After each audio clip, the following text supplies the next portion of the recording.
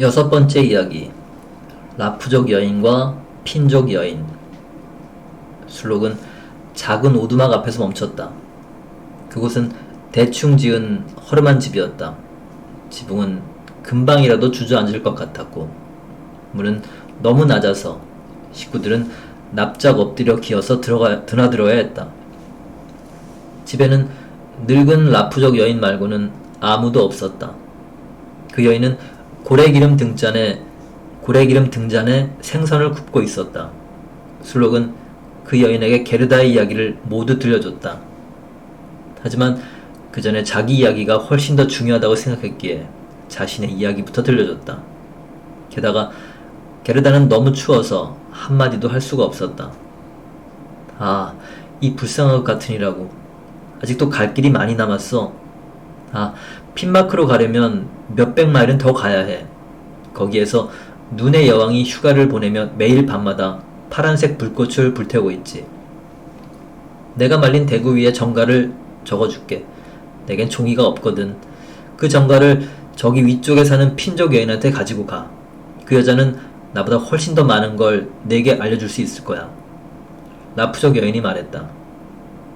게르다가 얼어붙은 몸을 녹이고 요기를 하고 나자 라프족 여인은 말린 대구에 몇 자 적고 잘 가지고 가라고 당부했다. 그러고는 게르다를 다시 술록의 등에 단단히 묶어주었다. 술록은 다시 달렸다. 밤새도록 하늘은 탁탁 씩씩 소리를 내며 아름다운 오로라를 선사했다. 마침내 핀마크에 도착해 핀족 여인의 집 굴뚝을 두드렸다. 문이라고 할 만한 게 없었기 때문이다. 집은 무척 뜨거웠다. 그래서 핀족 여인은 거의 벌거벗은 채로 집안을 돌아다녔다. 몸집이 작고 더러운 그 여자는 곧장 게르다가 장갑과 심갈과 옷을 벗도록 도와주었다. 그렇지 않으면 집 안에서 버티기 힘들었다.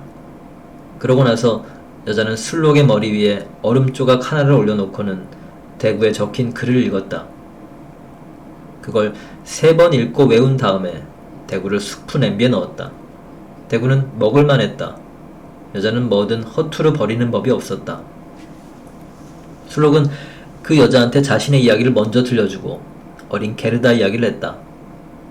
핀족 여인은 알았다는 듯 눈을 깜빡였지만 아무 말도 하지 않았다. 술록이 말했다. 당신은 엄청 현명한 분이군요. 당신이 목화실로 세상의 바람을 모조리 묶을 수 있다는 건 나 알아요. 뱃사람이 매듭을 풀면 우리가 좋아하는 바람이 불어요. 또 다른 매듭을 풀면 강풍을 맞을 수 있고 만약 3번째, 4번째 매듭을 풀면 숲속 나무를 쓰러뜨릴 정도로 엄청난 강풍이 불죠. 이 어린 소녀에게 마실 것을 좀 줄 수 없나요? 이 아이를 남자 12명만큼 강하게 만들어주면 좋겠어요. 그래야 눈의 여왕을 이길 수 있을 테니까요. 남자 12명이라 정말 그럴듯하군. 핀족 여인이 툴툴거렸다. 여자는 선반으로 가 돌돌만 커다란 짐승 가죽을 내려 펼쳤다. 그 가죽에는 희한한 글자가 적혀 있었다. 여자는 그 글을 읽어 내려갔다. 이마에 땀이 줄줄 흘러내렸다. 술록은 게르다를 도와달라고 다시 한번 부탁했다. 게르다는 애처로운 눈으로 여자를 바라보았다. 그러자 여자는 다시 눈을 깜빡였다. 여자는 술록을 구석으로 데리고 가서 술록의 머리에 얼음 조각 하나를 또 올려주며 속삭였다. 카인은 정말 눈의 여왕과 함께 있어. 거기 모든 게 그 아이한테 아주 잘 맞아. 그 아이는 그곳이 이 세상에서 가장 멋진 장소라고 생각하고 있어. 하지만 그건 그 아이 심장에 유리 조각이, 눈에 작은 유리 조각이 박혀있기 때문이야. 그 유리 조각들을 빼내지 않으면 그 아이는 다시는 인간이 될 수 없을 거야. 눈의 여왕은 엄청난 힘으로 그 아이를 계속 붙잡아둘 거야. 게르다에게 뭔가 마실 걸 당신이 만들어줄 수는 없나요? 전부 다 상대할 힘을 줄 수는 없나요? 내가 저 아이한테 줄 수 있는 힘은 저 아이가 지금 이미 갖고 있는 힘보다 크지 않아. 인간과 짐승들이 저 아이를 도우려 하는 거 안 보이니? 이 넓은 세상에서 저 아이가 애초에 맨발로 이렇게나 멀리까지 온 게 안 보여? 우리는 저 아이한테 그 힘에 대해 말하면 안 돼. 그 힘은 저 아이 마음속에 들어있어. 저 아이는 아주 사랑스럽고 순수하거든. 저 아이가 직접 눈의 여왕한테 가서 어린 카이에게서 그 유족을 빼낼 수 없다면 우리는 저 아이를 도울 수 있는 방법이 없어. 넌 저 어린 소녀를 그곳에 데리고 가. 눈에서 자라는 붉은 베리로 뒤덮인 커다란 관목에 내려놓아야 해. 그러고 나서 거기 서서 수다나 떨지 말고 얼른 이곳으로 와. 핀족 여인은 어린 게르다를 술록에 들어올렸다. 술록은 있는 힘껏 달려갔다. 아! 신발과 장갑을 깜빡하고 놓고 왔네? 게르다가 소리쳤다. 살을 내는 듯한 추위 속에서 신발과 장갑이 필요하다는 사실을 곧 깨달았다. 하지만 술록은 감히 멈추려 하지 않았다. 술록은 전속력으로 달려 마침내 붉은 베리가 뒤덮인 커다란 관목에 들어섰다. 이곳에서 술록은 게르다를 내려놓고 입을 맞추었다. 얼굴에는 반짝이는 눈물이 흘러내렸다. 이윽고 힘껏 달려 되돌아왔다. 게르다는 신발과 장갑도 없이 얼음처럼 차가운 핀마크 한가운데 서 있었다. 게르다는 온 힘을 다해 뛰었다. 눈송이가 게르다를 향해 휘몰아쳤다. 하지만 그 눈송이는 하늘에서 떨어지는 게 아니었다. 하늘에는 구름 한 점 없이 오로라가 불타오르고 있었기 때문이다. 눈송이가 땅으로 휘몰아쳤다. 가까이 다가올수록 점점 더 커졌다. 게르다는 돋보기로 눈송이를 보았을 때 무척 크고 기이해 보였다는 사실이 떠올랐다. 하지만 이곳에서 눈송이는 훨씬 더 괴기스럽고 으스스했다. 눈송이는 살아있었다. 이 눈송이는 눈의 여왕의 선발대로 정말 기괴한 모양이었다. 너무 많이 자란 흉측한 호저를 닮은 것도 있었다. 어떤 건 또아리를 튼 뱀처럼 생겼는데 사방으로 머리를 내밀고 있었다. 털을 죄다 곤두세운 뚱뚱한 어린 곰처럼 생긴 눈송이도 있었다. 모두 하얗게 반짝반짝 빛났다. 모두 살아있는 눈송이였다. 너무 추웠다. 게르다가 주의 기도를 읊조리자 입김이 구름처럼 눈앞에서 꽁꽁 얼었다. 구름은 점점 더 짙어지며 작은 천사들의 모습이 되었다. 연기 구름이 땅에 닿으며 점점 더 커져갔다. 천사들은 모두 머리에 투구를 쓰고 손에는 방패와 창을 들었다. 점점 더 늘어났다. 게르다가 기도를 마치자 한 무리 천사들이 게르다를 둘러싸고 있었다. 천사들은 창으로 끔찍한 눈송이들을 찌르고 수천 조각으로 베어버렸다. 게르다는 아무런 방해도 받지 않고 경쾌하게 걸어갔다. 천사들이 게르다의 손과 발을 비벼 따뜻하게 해주었다. 게르다는 눈의 여왕의 궁전으로 힘차게 걸어갔다. 하지만 이제 우리는 카이가 어떻게 지내는지 알아야 한다. 게르다는 카이의 마음속에서 아주 멀리 밀려났다. 카이는 게르다가 궁전 밖에 왔다는 생각은 조금도 하지 못했다. 7번째 이야기. 눈의 여왕의 궁전에서는 무슨 일이 있었나? 그리고 그 뒷이야기. 성벽은 휘몰아치는 눈으로 창문과 문은 살을 내는 듯한 바람으로 지었다. 성에는 100개도 넘는 방이 있었는데 그 방은 바람에 휩쓸려온 눈으로 만들었다. 가장 큰 방은 수마일 뻗어 있었다. 방마다 오로라의 불꽃으로 환했다. 모두 엄청 크고 모두 텅 비었다. 모두 얼음장처럼 춥고 모두 화려했다.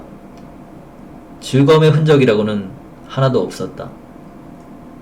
북극곰이 폭풍의 음악에 맞춰 뒷발로 어기적 걸으며 최고의 예의범절을 과시하는 그런 사소한 춤도 없었다. 눈먼 곰의 가죽 또는 새끼들을 위해 수건을 숨기는 놀이를 하는 조촐한 파티도 열리지 않았다. 암컷 흰 여우들이 수다를 떨어대는 오후의 조촐한 커피 모임도 없었다. 눈의 여왕의 방은 다 텅 비고 크고 추웠다. 오로라는 규칙적으로 빛을 내 언제 가장 높고 언제 가장 낮을지 정확히 알 수 있었다. 드넓고 텅 빈 눈의 방 한가운데 꽁꽁 언 호수가 하나 있었다. 호수는 수천 조각으로 금이가 있었지만 각각의 조각은 똑같은 모양이었다. 마치 위대한 장인의 작품처럼 보였다. 눈의 여왕은 집에 있을 때 그 호수 한가운데에 앉아 있었다. 이것을 이성의 거울 위에 앉는다고 말했다. 이 거울은 이 세상에서 유일무이한 최고의 물건이라고 했다. 카이는 추위에 온몸이 새파랗게 변해 거의 시커매졌다. 하지만 추위를 느낄 수 없었다. 눈의 여왕이 입을 맞추어 떨지 않게 해주었다. 또한 카이의 심장은 거의 얼음으로 변해버렸다. 카이는 뾰족하고 납작한 얼음 조각을 이리저리 움직이며 패턴으로 맞추려 했다. 우리가 집에서 하는 자그맣고 납작한 나무 조각들을 특정한 디자인으로 꿰맞추는 중국 퍼즐 게임과 비슷했다. 얼음처럼 차가운 이성 게임에서 조각을 교묘하게 늘어놓았다. 눈에 박힌 유리 조각 때문에 그 패턴들이 눈에 확 들어오고 가장 중요해 보였다. 카이는 조각을 배열해 수많은 단어를 만들어냈다. 하지만 자신이 그렇게나 맞추고 싶어하는 한 가지 단어는 결코 알아차릴 수 없었다. 그 단어는 영혼이었다. 눈의 여왕은 카이에게 이렇게 말한 적이 있었다. 내가 알아맞히면 넌 너 자신의 주인이 될 수 있어. 그럼 내가 너한테 이 세상을 주겠다. 그리고 스케이트 한 벌도 새로 주지. 하지만 카이는 그걸 알아맞힐 수 없었다. 난 이제 따뜻한 나라로 날아가겠다. 검은 가마솥을 들여다봐야 해. 눈의 여왕이 카이에게 말했다. 검은 가마솥이란 에트나 화산과 베스비오 화산을 뜻했다. 살짝 하얗게 칠해야 해. 그래야 하거든. 그러면 오렌지하고 포도나무가 마음을 푹 놓을 거야. 그러고는 날아가 버렸다. 카이는 그 텅 빈 얼음장 방 안에 혼자 앉아 얼음 조각으로 퍼즐을 맞추었다. 머리에서 딱딱 소리가 날 지경이었다. 하도 꼿꼿하게 잠자코 앉아 있어서 누군가는 마치 얼어 죽었다고 생각했을 것이다. 불현듯 게르다가 살을 내는 바람의 그 큰 문을 지나 성 안으로 걸어 들어왔다. 게르다가 저녁 기도를 읊자 바람이 잦아들었다. 게르다는 차갑고 텅 빈 넓은 방 안으로 들어섰다. 마침내 카이의 모습이 보였다. 카이를 한눈에 알아봤다. 얼른 달려가 품에 안았다. 카이를 꼭 껴안고 울부짖었다.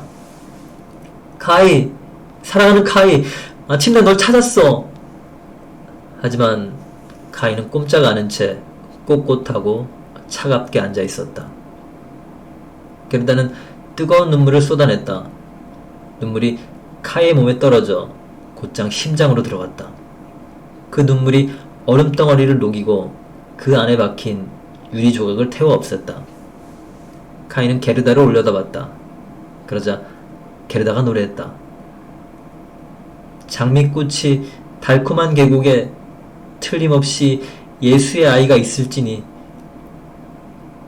카이가 갑자기 눈물을 터뜨렸다. 실컷 눈물을 흘리고 나니 눈에 박힌 작은 유리 조각이 씻겨 나왔다. 게르다! 우리 사랑스러운 게르다! 이렇게 오랫동안 어디 갔었던 거야? 그리고 내가 지금 어디에 있는 거지? 카이는 게르다를 알아보고는 행복에 겨워 소리쳤다. 이윽고 주변을 둘러보더니 이어 말했다. 여기 정말 춥다. 엄청 넓고 아무것도 없어. 카이는 게르다를 꼭 안았다.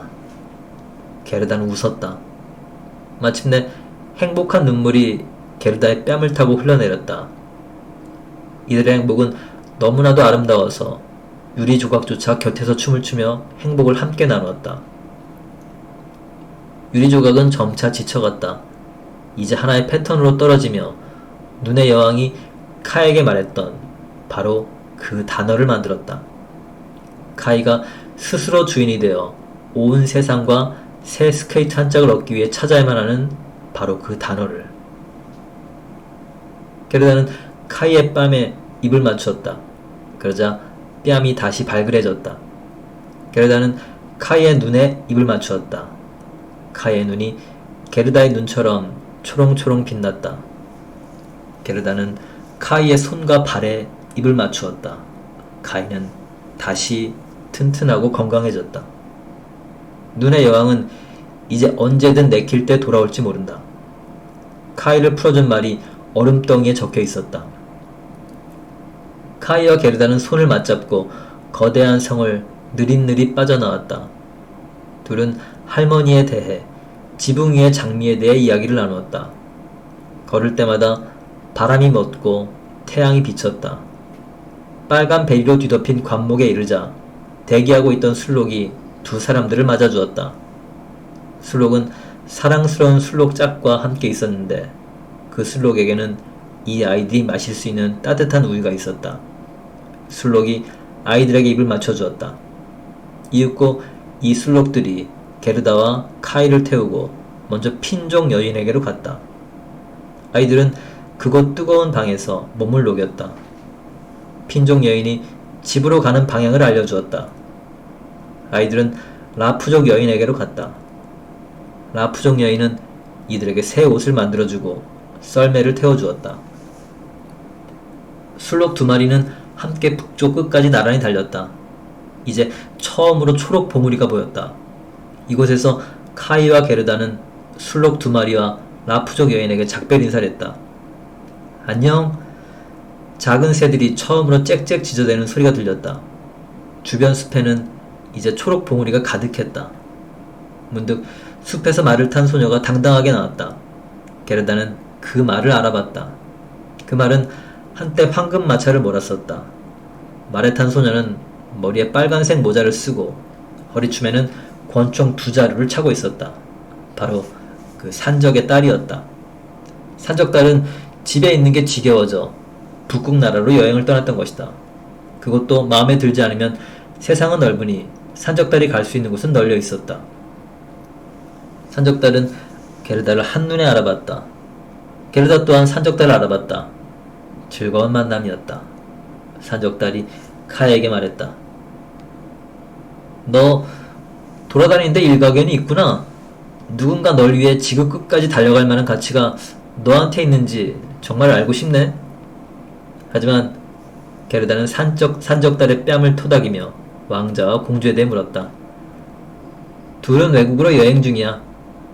게르다에게 알려주었다. 까마귀는?